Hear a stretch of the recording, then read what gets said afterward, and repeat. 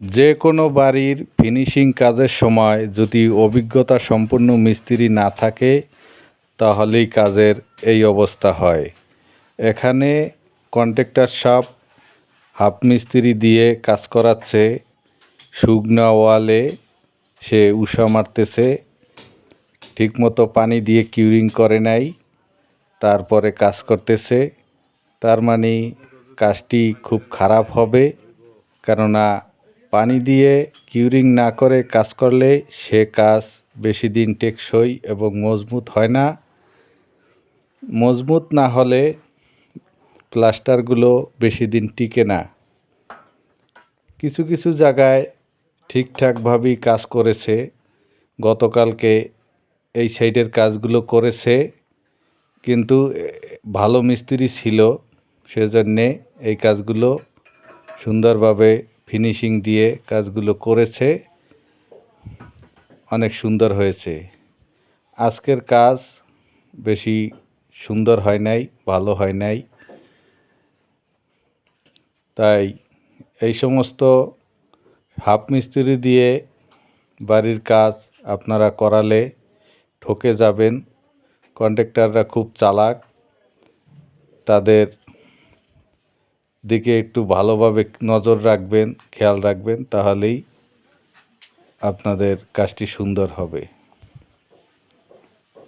দেখেন হাফ মিস্ত্রি কাজের অবস্থা, কিভাবে কাজ করতেছে।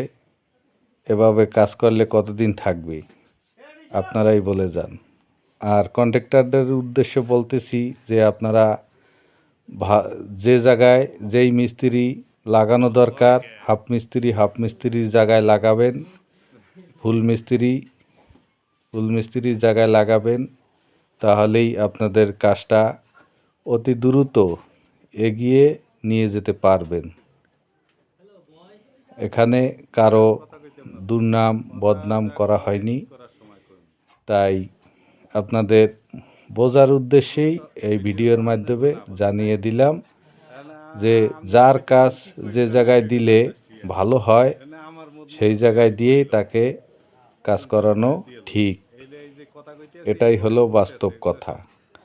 আর আমার এই চ্যানেলটি যারা এখনও সাবস্ক্রাইব করেননি, ভালো ভালো ভিডিও পেতে অবশ্যই চ্যানেলটি সাবস্ক্রাইব করে দিবেন, পাশে থাকা বেল আইকনটি বাজিয়ে দিবেন, তাহলে পরবর্তী ভিডিও ছাড়ার সাথে সাথে আপনার কাছে নোটিফিকেশন চলে যাবে।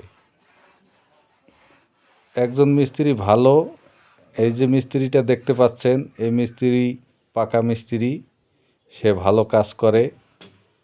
ভালো মিস্ত্রিকেই ভালো বলাই যাবে। তাই অবশ্যই ভালো মানের কাজ করবেন, হাফ মিস্ত্রিরাও ভালো কাজ করার চেষ্টা করবেন, তাহলেই আপনাদের দিন দিন মান বেড়ে যাবে। ধন্যবাদ সবাইকে।